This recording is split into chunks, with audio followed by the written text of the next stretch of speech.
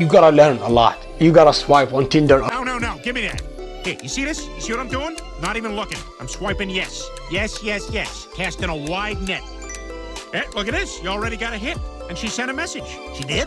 Hi guys, welcome to my channel. This is Abu. Please subscribe to my channel if you didn't yet, and if you did, thank you. Today I'm gonna be talking about the culture shock. Culture shock? Whatever. So everybody, when first time coming to Japan, they definitely get that difference in culture between where they've been living and when they move to Japan. And I'm sure everybody experienced this, not just in Japan. Whatever country you go in, you gotta face that first kind of shock. Maybe it's not really shock, but anyway, you gotta face that differences between where you've been living and where you moved in. So today I'm gonna be talking about my personal experience when I moved to Japan, and I'm gonna be listing 6 things that shocked me, or I don't say shocked me, but kind of surprised me in Japan. Before we start the video, please smash the like button and subscribe to this channel. Thank you. First one, food. And you may be surprised, why food? I mean, everybody loves Japanese food. Yeah, that is true. But at the beginning, when I moved into Japan, it wasn't easy for me actually to eat Japanese food. Especially, and I'm talking not every Japanese food, especially raw fish, sushi and sashimi. I never actually had raw fish before in my whole life before I moved to Japan. That was 2013. I remember I had a funny story. And at that time, my sensei, my professor, because I moved at the time, I was a student. So my sensei took me to a sushi restaurant, kind of for him, welcoming me with Japanese food, sushi and everything. I mean, now I love sushi. I mean, don't judge me yet. So I love sushi now. But the first time, it was big shock for me. It was putting sushi in front of me, sashimi, and I was just kind of eating with disgust, I couldn't really actually finish. I remember even I spent, after that, I just went to convenience store. I bought some kind of stuff, other kind of cooked food.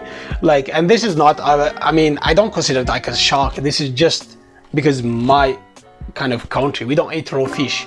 I came from Algeria. I'm Algeria, we don't eat raw fish, so don't judge me that. So that's the first one. Let me know if you love sushi. It took me some time and a lot of trials to start loving sushi and sashimi, and now I love it absolutely. I often eat sushi, sashimi and this kind of stuff. So let me know if you love sushi, or let me know in the comments. The second thing is kind of a big thing for me, which is handshakes. In Japan, in Japan here, they don't handshake. It's just rarely. Some people, they do it in business, or if there is involved with some foreigner between them, so that should be fine, or something with more close friends. So especially with foreigners, they may accept it, but in general, they don't do it. They don't do it in public, even between their friends. They don't do much hugs, only when they are drunk or something. But generally, there is no handshakes. And for me, in our culture, where I come from, not just to handshake, we hug, we kiss, even fall, Italians or something, that's just Arabic thing. So we do that. But in Japan, it was a big shock for me, and I couldn't get rid of it. Every time when I remember, when I meet Japanese people at the beginning, I directly reach with my hand, and it was just very hard actually to get rid of that. Now I don't shake hands. Now maybe I become Japanese. Now when I move to my country, I'm just hesitate. I'm a Japanese person now. Yeah, that's the second thing. Let me know what do you think of this in your country. Do you shake hands? Third one, Japan is quiet. It's a quiet country, and compared to my country, at least it kind of shocked me, especially in workplace, where you are working and you have a co-worker next to you, or even when I was a student, everything is quiet. Everybody kind of working on their thing. Everybody minding their business, which is a very good thing. But in my country, it's just noise. We have a pure noise, people, we have to talk. I mean, I kind of miss that sometimes. Kind of where in environment you just feel relaxed, just wearing this kind of shirt and just enjoying yourself. That kind of have advantage. You feel kind of more relaxed in workplace. But at the meantime, the cause of that culture, you become kind of lazy and you waste a lot of time. But Japan for me was a big shock. I remember everybody was quiet and I felt bored at some point at the beginning. But I mean, now I would say I get used to it, but sometimes I talk. Sometimes with Japanese colleagues, when I was working before in companies, I made them talk. I changed them because I'm a noisy person. I talk too much. I don't know. Yeah, just yeah. So that's, I think it's a good thing. I think it's a good thing. but sometimes you just need that communication. It's just too quiet for me. It's just a big no. The fourth one, this is a very important one, and it's called hon and tatimai. I'm gonna explain to you why. I'm gonna jump into Wikipedia and show the definition of this one. So Wikipedia is saying hon and tatimai. In Japan, hon refers to person's true feelings and desires, and tatimai refers contrastingly to behavior and opinions one displays in public. This distinction began to be made in post-war era. So let me explain more like into simple words. So what is hon and tatimai? So like how I faced for me. Like I met a lot of Japanese, and like sometimes at the time, I mean now I understand it, but for me at the beginning was like when I talk to somebody, like sometimes they just speak quiet and they don't want to express much, or they don't want to say much with their like kind of, and for me I was just like that person who just like through my feeling, through like kind of whatever I say. I just can't keep secret. I can't just, you know, like it's just me. Maybe a lot of people can relate to this, but you know, yeah. So for me, and people like sometimes they just don't want to say no to you or something, so they just keep quiet.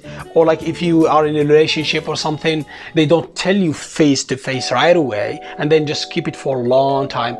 Maybe just my experience, but a lot of people, actually a lot of foreigners, gonna face this, and you have to, I mean it's not a bad thing. I mean I understand where it comes from. I understand like kind of you sometimes like have to act that way. Maybe sometimes I do that as well, like especially in workplace. You have to kind of don't show your true feelings. I mean if you can, like personally I can't. I just let it go, just I don't care. But so this one, maybe at some point at the beginning I didn't like it, but now I kind of understand it. I just kind of respect them for that. And yeah, let me know in the comments what you think about this hon and tatimai, and if you can the type of person who express more, and what if you like you meet somebody who doesn't express more, so they're just like it's gonna be hard for you. Maybe let me know in the comments. Fifth one is the language. Like I mean it's not culture shock kind of language. I don't know if it's culture, but language, without the language in Japan, it's just very hard to make friends. It's very hard actually to understand people. It's very hard to find a job. It's very like, so it wasn't a shock. I mean like I thought like it's not a big deal, but it is actually. So currently I'm focusing more like about learning Japanese. Hopefully I can do it. I mean I've been actually for 7 years, almost 8 years in Japan, so it's I can survive with it. I have a survival level, so I'm not zero level. But I tell you what, like without the language, you just gotta struggle, like to make friends, to find girlfriend, boyfriend, or whatever you want. It just like you need at least some kind of survival level, a little bit more, unless you use kind of maybe body language like me. I'm very good at body language. Sixth one I mentioned before about the language, which is a little bit related to it, which is dating. Dating in Japan is kind of hard, especially at the beginning. So you may think like kind of, you know, dating is easy or easy to find like your partner, but truth is it's not. It's not, like at least at the beginning. You gotta learn a lot. You gotta swipe on Tinder. No, give me that. Hey, you see this? You see what I'm doing? Not even looking. I'm swiping yes. Yes, casting a wide net. Eh, look at this. You already got a hit. And she sent a message. She did? But you gotta like try every dating app. You try like your body language, you buy them drinks, you do whatever. But why it was hard, at least for me at the beginning, of course there's a language. When I was living in Aomori, like, so people barely speak English, so the countryside is not easy, and that's one thing. Second thing, being a foreigner itself, kind of we have a different culture. So like for us, like for example in my country, you just like tell the girl directly or text her or whatever, like, and she will say yes or no. But in Japan here, you will get a lot of rejection, especially at the beginning. And I still now sometimes, I don't know why, I still don't kind of, I mean I dated a lot. I'm not saying I didn't, but yeah, you will face a lot of like kind of difficulties to find a date. I don't, especially maybe it's all related to the language. I don't know. Anyway, that's 6 things that shocked me, or like, I'm sure there is more things. And I mean, doesn't mean this, what I'm saying, this is like something bad about Japan, or I'm judging or not. This is just like my personal opinion, that things that faced me, and sometimes I face them. Another point before ending this video, what I learned all from this. I mean, even this, I wasn't complaining in this video. Again, I'm just I'm just listing what I faced and what I struggled with, or what I learned from. So I learned you have to adapt. You have, just like, Japan is a great country. I mean, no matter what difficulties, even without the language, I still barely speak, but I still lived for 8 years. That just like kind of, it just tells you, like, I mean, I like Japan, or I love Japan. But you have to adapt. You have to learn from it. You have to make friends. And if you make Japanese friends, you'll be good. I mean, yeah, there is a lot of great people, and I'm grateful for every Japanese friends who helping. That's it for today. Thanks for watching. Please subscribe and like this video and share it with your friends. Thank you.